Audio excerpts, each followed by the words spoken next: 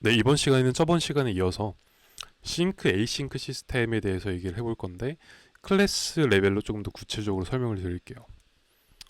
자, 일단은 어떤 저희가 일을 시킨다라고 했었죠. 그 일에 대한 내용이 개념화된 것이 클래스화된 것이 이 태스크라는 클래스가 있어요.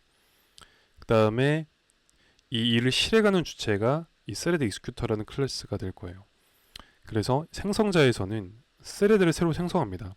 결국 내가 동기적으로 실행할 것인지 비동기적으로 실행할 것인지의 차이일 뿐이지 새로운 스레드를 만들어서 그 녀석에게 일을 시키는 개념은 똑같기 때문에 새로운 스레드를 만드는 거죠. 그 다음에 해당 스레드가 수행할 일들을 모아놓은 큐가 존재할 거예요. 자, 한편 이 태스크라는 녀석은 컨디션 베리어블을 일단 들고 있게 할 거예요. 자, 이거에 대해서는 아래에서 조금 더 설명해 드릴게요. 자, 그래서 만약에 메인 스레드가 돌고 있는데 그 와중에 이러한 API를 호출을 해보면은 이 인자로 내가 수행할 어떤 함수를 전달할 텐데 이게 이제 태스크라는 클래스로 표현이 될 거다. 그 다음에 이 앞에 내가 이 스레드 익스큐터 스레드 1이라는 이름으로 뭔가 스레드 익스큐터를 만들겠다라고 한다면 이 부분에서 이 스레드 익스큐터 클래스가 인스턴스 하나 될 거고 내부적으로는 스레드를 만들고 그 다음에 이 내가 수행할 함수 혹은 태스크들의 큐를 갖고 있게 될 거예요. 자, 그러면 일단 asynch라는 거를 호출했을 때 어떻게 되는지 한번 볼게요. 비동기로 실행한다는 거죠. 그래서 메인 스레드가 만약에 이러한 함수를 호출했어요. 인자로는 내가 수행할 함수가 넘겨지겠죠. 그러면은 얘는 기다리지 않고 그냥 바로 자기만의 일을 수행합니다. 자, 그럼 이쪽에서 어떤 일이 일어날까? 자, 일단은 이 부분에서 스레드 익스큐터 인스턴스가 새로 만들어졌기 때문에 생성자에서 새로운 스레드를 만듭니다.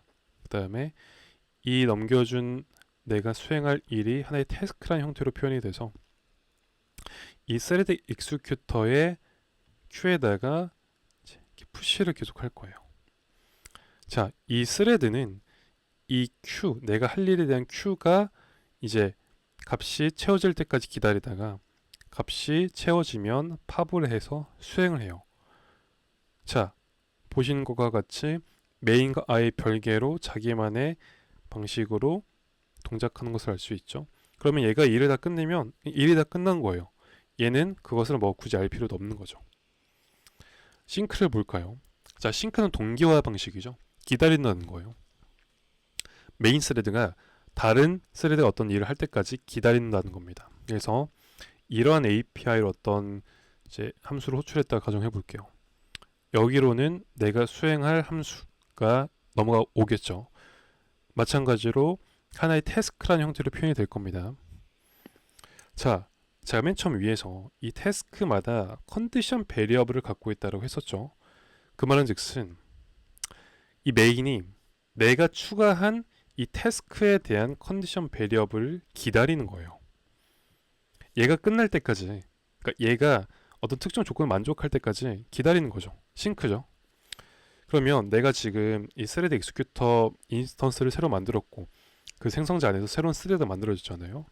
이 스레드가 이 태스크를 팝해서 실행하고 나면 이 컨디션 베리어블에 대해서 노티파이를 딱 때려줄 거예요. 그러면 이 컨디션 베리어블에 대해서 웨이트를 하고 있던 그로 인해서 블로킹 상태에 놓이게 됐던 이 메인이 이제 레디 상태가 될 거고 스케줄러에 의해서 러닝 상태가 되면서 자기의 이후의 일을 실행하게 되겠죠. 보시는 것과 같이 이 일이 실행될 때까지 얘가 기다린다는 점에서 싱크 시스템이라고 말씀드릴 수 있을 것 같습니다. 네, 여기까지가 영상입니다.